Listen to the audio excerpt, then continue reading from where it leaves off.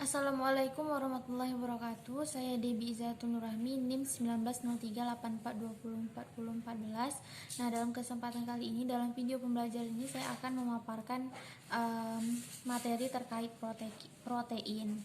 Nah, video pembelajaran ini dibuat dengan tujuan untuk memenuhi tugas mata kuliah dari kimia organisintesis. Nah, selanjutnya saya akan memaparkan materi protein yang akan membahas tentang pengertian, sifat, terus struktur, klasifikasi, dan fungsi dari protein. Nah, yang pertama yaitu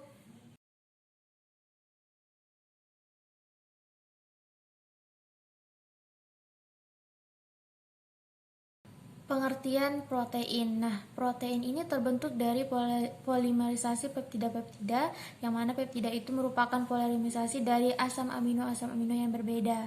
Jadi, protein dapat dikatakan sebagai suatu kopolimer. Nah, ikatan yang terjadi antara protein selain ikatan peptida antara asam amino dan penyusunnya, juga terjadi ikatan-ikatan lain. Misalnya adanya ikatan hidrogen yang terjadi pada gugus NH dan gugus OH, serta adanya ikatan disulfida SS yang menyokong terjadinya ikatan yang kompleks pada protein. Nah, ikatan ion pada protein juga terjadi jika di dalamnya itu terdapat gugus ion logam dan ikatan koordinasi. Misalnya ikatan koordinasi antara ion Fe3+ dengan hemoglobin pada darah. Terus selanjutnya yaitu sifat dari protein. Nah, protein ini memiliki sifat yang sukar larut dalam air. Karena apa? Karena ukuran molekulnya yang sangat besar. Terus dapat mengalami koagulasi oleh pemanasan dan penambahan asam atau basa. Terus si protein ini bersifat amfoter karena membentuk ion Zwitter pada titik isoelektriknya. Protein mengalami koagulasi sehingga dapat dipisahkan dari pelarutnya. Terus dia juga dapat mengalami kerusakan atau terdenaturasi akibat pemanasan. Nah, pada denaturasi ini protein akan mengalami kerusakan mulai dari struktur tersier sampai dengan struktur primernya. Nah, selanjutnya yaitu adalah struktur dari protein. Nah, struktur protein itu terdapat 4 struktur. Yang pertama ada primer, terus sekunder, ada tersier, dan quaternary. Nah, struktur primer ini merupakan ikatan-ikatan peptida dari asam amino yang pembentuk protein tersebut. Terus kalau struktur sekunder itu terbentuk dari ikatan hidrogen yang terjadi antara gugus-gugus amina dengan atom hidrogen pada rantai samping asam amino sehingga membentuk lipatan-lipatan, misalnya itu membentuk alpha helix. Terus ikatan struktur tersier ini interaksi struktur sekunder yang satu dengan sekunder yang lain melalui ikatan hidrogen. Nah, melalui ikatan hidrogen, terus ikatan ion, ikatan sulfida. Misalnya itu terbentuknya rantai double helix. Terus yang terakhir yaitu adalah struktur quaternary. Nah, struktur ini melibatkan beberapa peptida sehingga membentuk suatu protein. Pada peristiwa ini kadang-kadang terselip juga molekul atau ion lain yang bukan merupakan asam amino. Misalnya yaitu pada hemoglobin yang pada proteinnya terselip ion Fe3+. Nah, untuk selanjutnya lagi yaitu adalah submateri klasifikasi protein. Nah, klasifikasi protein ini terbagi menjadi 3. Yang pertama yaitu struktur susunan molekul, terus ada kelarutan, dan protein konjugasi. Nah, yang pertama yaitu struktur susunan molekul yang terbagi menjadi 2, ada protein fibrillar atau skleroprotein atau serabut, yang mana susunan molekul ini terdiri dari rantai molekul yang yang panjang sejajar dengan rantai utama. Terus dia tidak larut dalam pelarut yang encer, baik larutan garam, basa, asam ataupun alkohol. Untuk contohnya itu ada kolagen pada tulang rawan, ada miosin pada otot, dan keratin pada rambut. Terus yang kedua itu ada protein globular atau sferoprotein atau bola. Nah, susunan protein globular ini merupakan molekul berubah yang diikuti dengan perubahan sifat fisik dan fisiologis, yaitu ada suhu, konsentrasi gram, terus pelarut, asam dan basa. Nah, larut dalam protein globular ini adalah memiliki kelarutan dalam larutan garam dan asam encer. Terus contohnya itu berupa protein pada susu, telur, dan daging.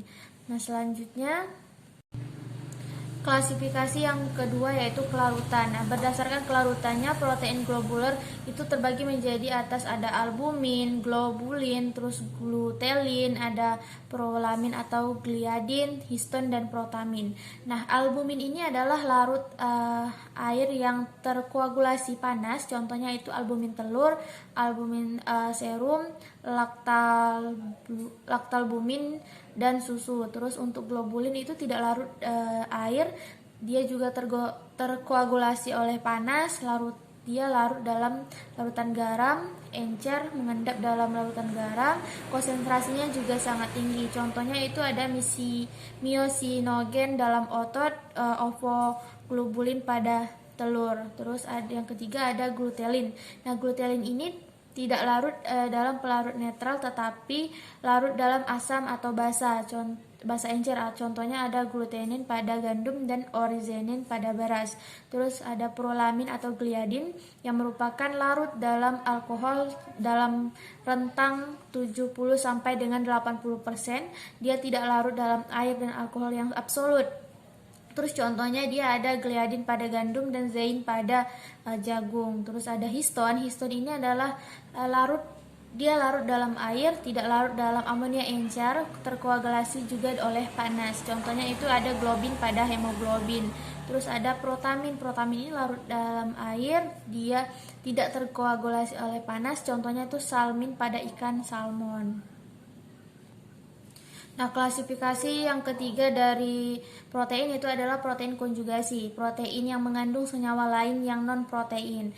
Ada nukleoprotein yang tersusun oleh asam nukleat, terdapat pada inti sel kecambah biji-bijian. Terus ada glikoprotein, tersusun oleh karbohidrat, terdapat pada musin pada kelenjar ludah, tendomusin pada tendon hati. Terus ada fosfoprotein yang tersusun oleh fosfat atau lecitin yang terdapat pada kasein susu,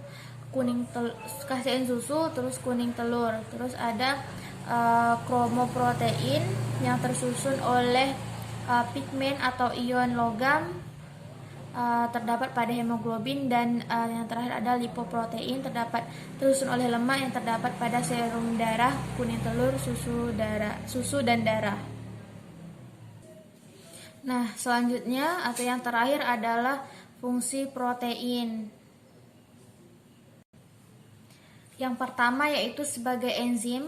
Enzim merupakan biokatalis. Bagian utama molekul enzim yang disebut dengan apoenzim merupakan molekul dari protein. Terus yang kedua sebagai alat pengangkut atau protein transport. Hemoglobin merupakan protein yang berperan mengangkut oksigen dalam eritrosit, sedangkan mioglobin berperan dalam pengangkutan ion besi pada plasma darah yang selanjutnya akan dibawa ke dalam hati. Terus ada pengatur gerakan atau protein kontraktif. Nah, gerakan otot disebabkan oleh dua molekul protein yang saling bergeseran. Terus ada penyusun jaringan atau protein struktural yang berfungsi sebagai pelindung jaringan di bawahnya. Misalnya itu ada keratin pada kulit,